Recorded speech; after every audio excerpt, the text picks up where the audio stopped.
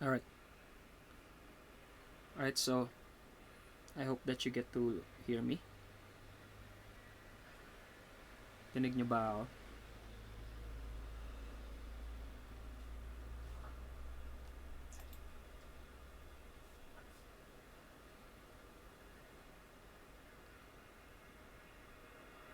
Alright. Alright, so I hope that you get to hear me. Dinig nyo ba ako? Alright, so I think this is already okay. Merong medyo uh, latency lang sa connection ko, but I hope that you get to we get to right now be able to maximize our technology, no, by using this different mga hardwares and softwares that we can use for live streaming. Now, this is my first time to do live streaming, and I'm still trying to get used to it. But you get to see it in my interface. You get to see me and the screen that I'm letting you watch now. Um, I like to what they call this one, emphasize, no. I know that some of you are having hard time in even accessing your internet. I get to see that some other people are medyo ayaw atang matuto din or tinatamad, kaya you get to see. However, let's go back to sa previous na lesson na ginawa ko. I think, no, I have sent that one last week, but so far for grade 7 I still have sana yon, grade 7 po ay merong 4 lang po, no, ang nag-accomplish for the what they call this one. So nag-accomplish po dito sa uses of sound. Alright, so si Ashra, si Trisha complete, at saka si Miss Aguilar. However, the rest ay alright, we have also Miss Gonzales, no, 4 ang nakatapos.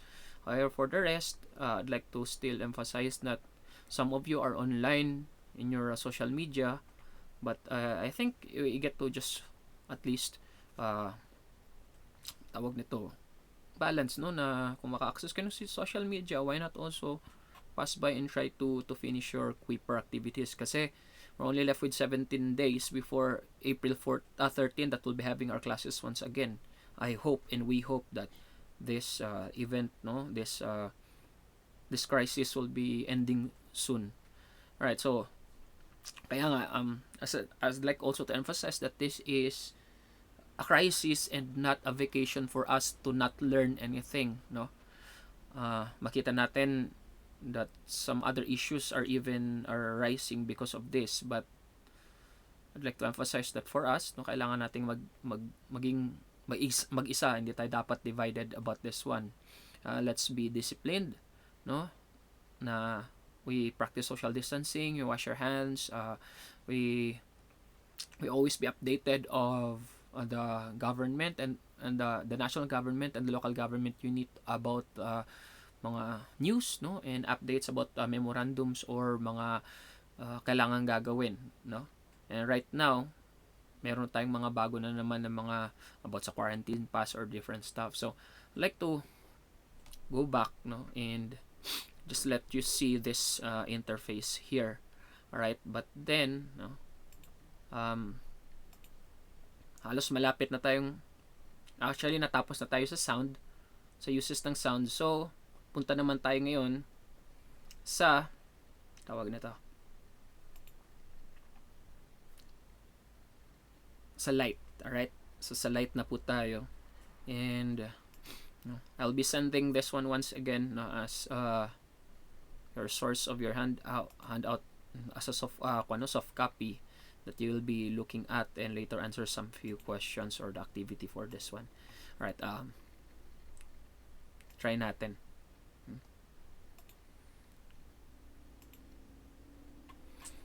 Alright, so dito tayo, no. Alright, let me just watch kung Okay po ba yung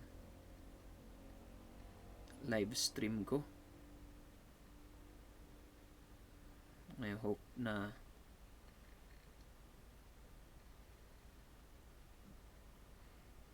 yun na nga. Alright, so yun na nga po. So far wala pong nanonood, pero try ko na lang pong post muna yung link ng live stream ko sa alright, so wait lang, hindi ko alam paano ito. Live stream stream URL, ito ata yun eh. Then I go to my alright, I'll be using another one na lang, or my Facebook account. Alright, I hope muna ito na yun.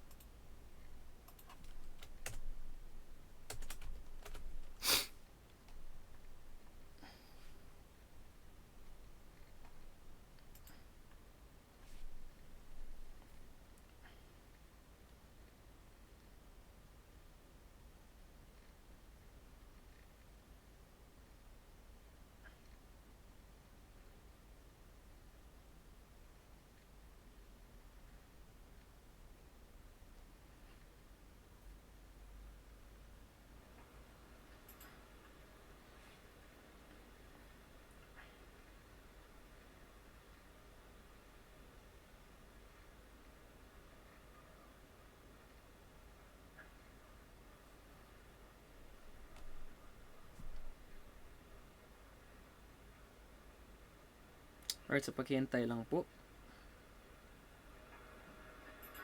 sinusubukan ko pong makuha yung update po natin dito.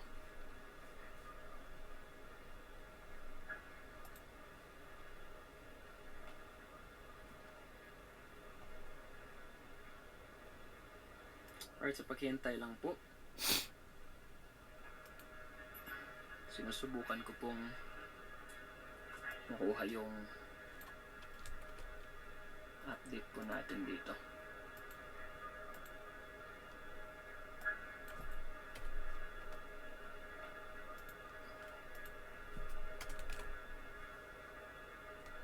Alright, sa paghihintay lang po, sinusubukan ko pong makuha yung update po natin dito.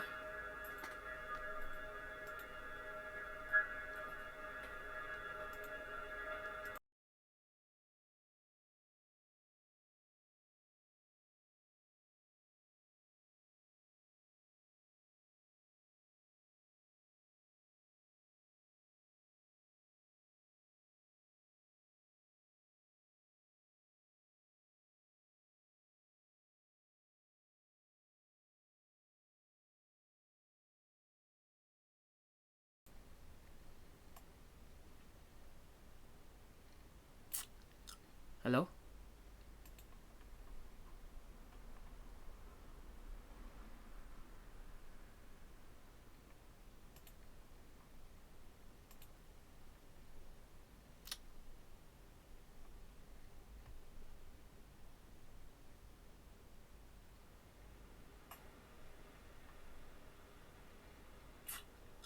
Hello? Alright.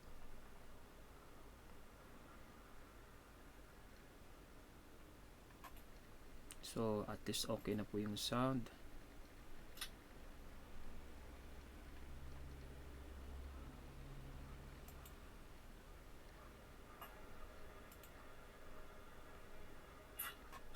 Hello?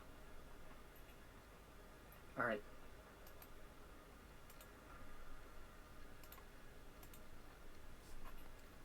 So, at least okay na po yung sound.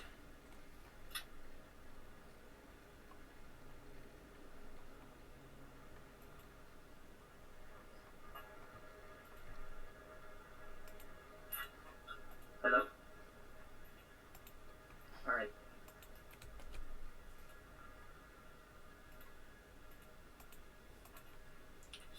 at least okay na po yung sound.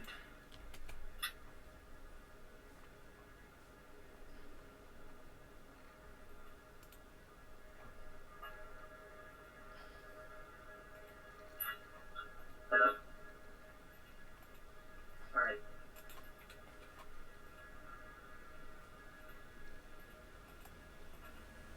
So, at least okay na po yung sound.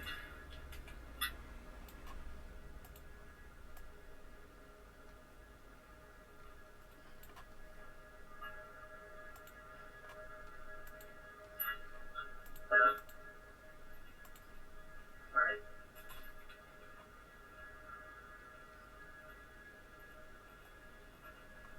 So, at least okay na po yung sound. Naglulup pa. Right. Hello. Test.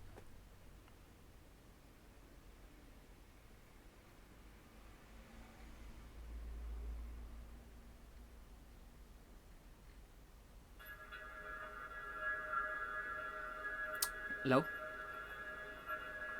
So, at least okay na po yung sound. Naglulup pa.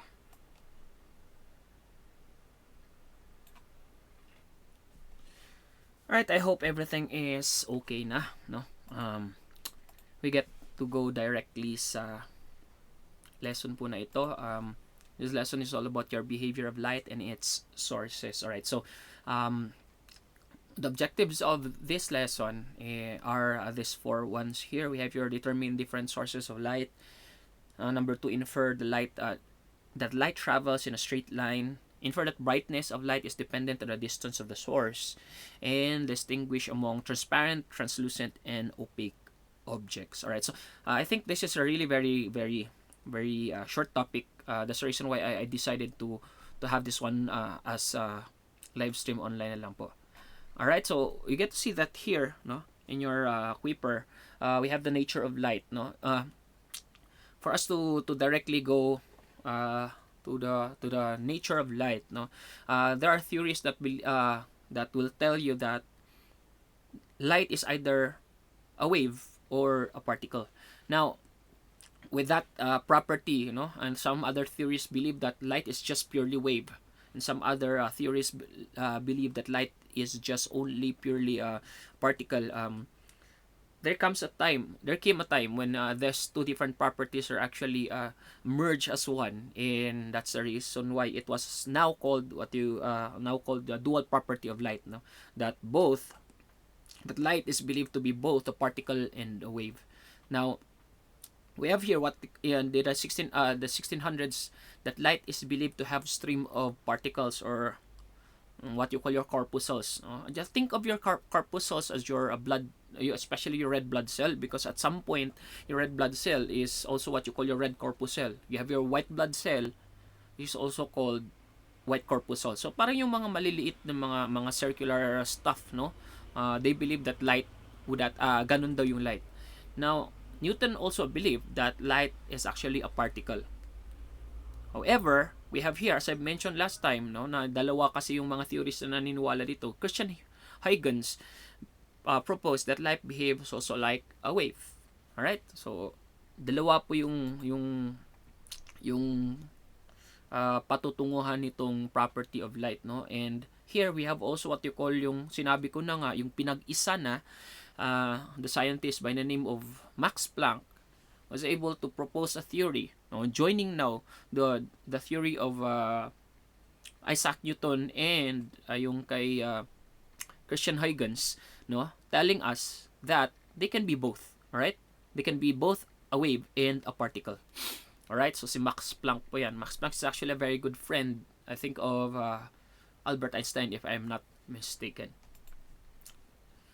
Right, so they always believe that light travels in a straight path, no? When you talk about your light, think of your laser, no? Yung mga laser pointers, we get to see that wherever you point, the end of the laser pointer it is also where the light is actually existing. So ganito po. And another example would be Well, let's say for example, the source of your light is the sun, no? So nasa taas mismo, tutok na nasa ulo mo. You get to see that light travels in a straight line because kung saan mo siya tinapalan, doon din nagpapakita yung mga shadows mo. Alright? And as mentioned here, your shadows are formed when object blocks the path of light. Alright, wait lang hindi ko pa pala ginawang ito. Hindi ko pala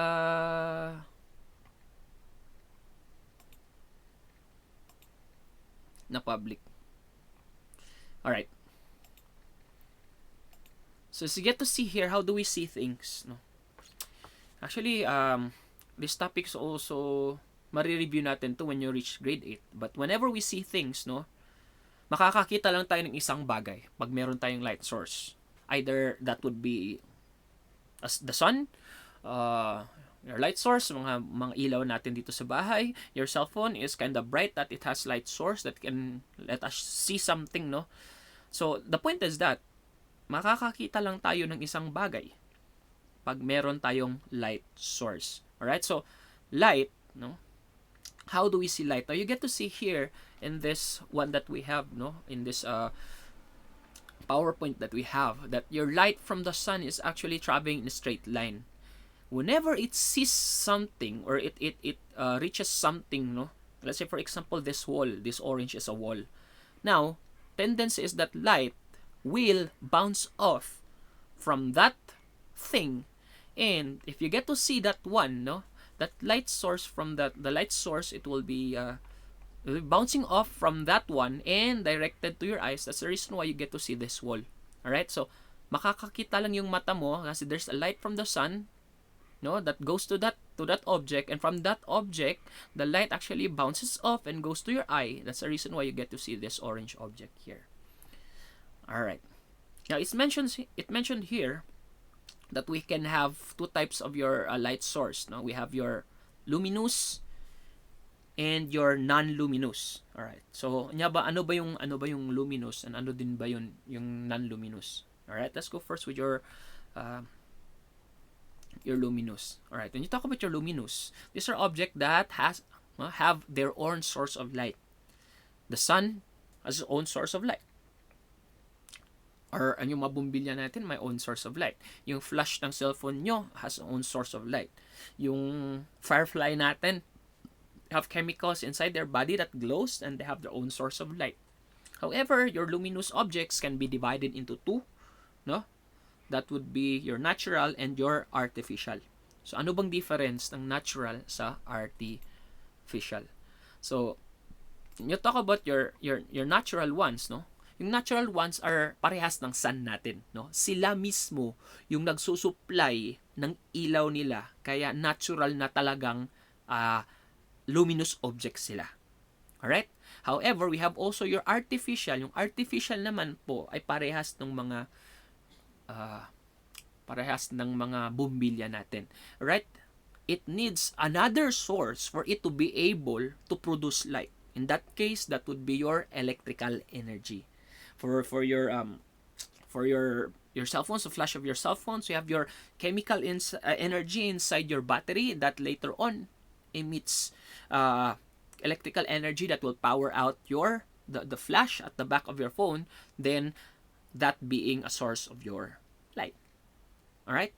So, luminous objects po, sila po yung kaya nilang umilaw ng umilaw. But in those objects, yung mga objects na yan, pwede pong mag-divide yan into two. You have your natural and your artificial. So, artificial po, yun po yung mga hindi sila mismo umiilaw. Kailangan nila ng source. Kailangan nila ng energy para umilaw. However, for the natural, just like your sun, your star, no, kaya nilang umilaw ng mag-isa. Alright. We have also what you call mga non-luminous. Ito namang mga non-luminous, no? Objects that only reflect light from light source for it to be seen are called non-luminous.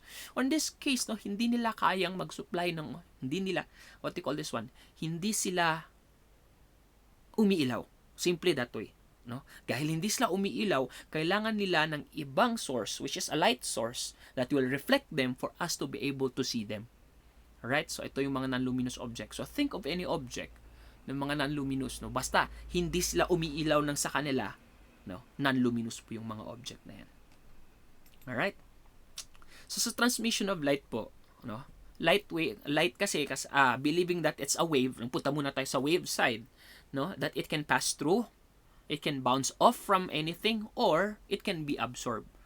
Alright, so kailan ba natin masasabing yung light nag-pass through? Kailan ba natin masasabing yung light nag-bounce off? Or yung light na-absorb? Alright, we go first with objects that are opaque. Alright, so andito po opaque. Opaque objects that do not allow light to pass through absorbs it instead. Alright, let's say for example, you have the wall, no? Or this vase that you have here in the example, or even the wood at the back, no? Light will not pass through there. Hindi, imposible talagang pumasok yung light dyan. So in that case, anong nangyari doon sa light? Bakit hindi nag-pass through? Kasi na-absorb po nung object na yon. Kaya pag ito yung object, may light source kayo dito, hindi natin makikitang lulusot yung light sa kabila kasi nga opaque sila. Na-absorb po yung light. Right? Another would be your translucent. Ito naman yung medyo partially na nagpapapas ng light. Alright? Get to see here in your example, have your frosted glass, no? Ito yung mga glass na medyo hindi sila that clear. I think even you have your tumbler with you, no? Medyo ito may pagka-translucent, no? At some point hindi naman purely lahat ng mga ilaw lumulusot dito. Or if you get to see the stained glass sa mga tawag nito sa mga churches, alright, or something like that. Ito frosted glass, ito yung ginagamit natin ng glass para sa CR, para may privacy ka, hindi ka makikita anong ginagawa mo dun sa loob ng CR, right, and that, parang ganun. So translucent po, slightly nagpapadaan po ng ilaw. Pagkuha ka ng flashlight at try mong i-point dyan sa frosted glass na yan, at some point meron pong mga ilaw na lumulusot po sa kabila. Alright? So those are translucent objects. So balik tayo doon sa opaque objects. Opaque objects are not able to let light pass through them, and instead the light is being absorbed by the object. However, for translucent objects, these are objects na slightly nag-aalaw ng konting light. Alright, and lastly, we have your transparent. Ito po yung mga clear na talaga, na at some point talagang lulusot yung ilaw doon. I think nagkamali ako doon sa example ko na isa tumbler, about sa tumbler, kasi pag lalagay natin sisinagan natin yung ilaw, the light will pass through there. You get to see that, for example, your the glass inside your flashlights, also yung mga ilaw natin sa headlight natin doon, no? Meron yung ganun. Tapos 'di ba, lumulusot yung ilaw doon kasi transparent ngayon, no? It will allows light to pass through them completely. Alright, so yan po yung mga example. Example dito yung glass na nakikita natin, ginagamit natin as glassware, yung mga baso natin, pitcher natin, or those different stuff. Alright. Try nga natin magtumingin kung merong nag-online, nag-live. I think wala eh. Wala man lang kahit isa. Di bale. I think merong dalawa concurrent viewers. I hope na mag-interact din naman kayo. Alright, this is live. Anyway, tuloy po tayo.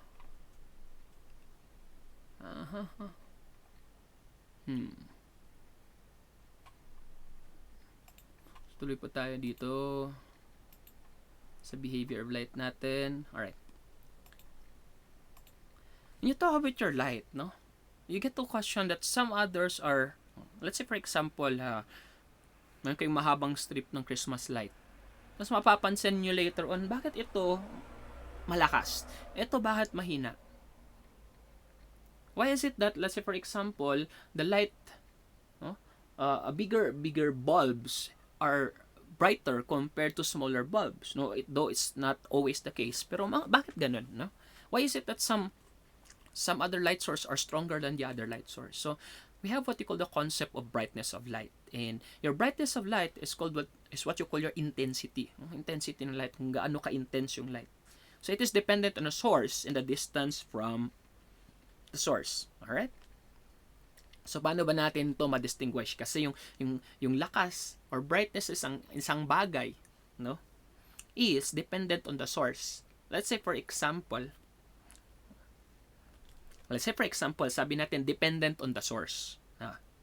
Kuha tayo ng, just imagine a ball of basketball. Kuha ka ng basketball. Alright. Kaya ang meron dito. Right, maybe let's say for example you have your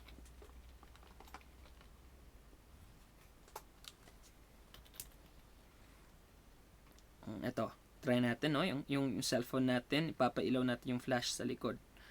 Alright. Ano kaya? Alright, try natin.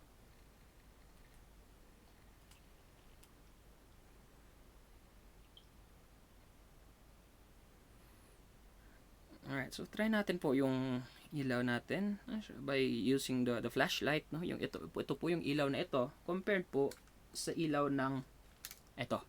Alright, so you get to see the difference of the intensity of light because they have different source. Meaning ito po, yung source po ito medyo mahina. Siguro yung battery source na po ay hindi ganun kalakas compared sa battery source po nito. Kaya if you're going to compare them, no, in terms of the intensity, it's just obvious that this headlamp is stronger or is more intense or more bright compared to the light coming from the flash of the phone. Alright? So, yun po. Depende po siya sa source po natin. Alright. So, yun po yung una. Now, we have also what you call depende din sa distance from the source. Alright. Just imagine this one, no, is close to me. Or close to us, makita natin na yung source ng light, makikita natin, it's really very bright, no? Na masyadong talagang masinag. Pero try to compare this one and put this one maybe how many meters away from you. Let's say for example, to the extreme, punta mo ito sa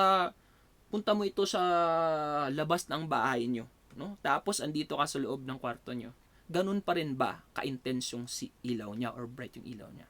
So depende po sa distansya po ng source din na magdidictate kung ang isang ilaw ay bright or intense or not so intense. In this case, you get to see here an example na yun na.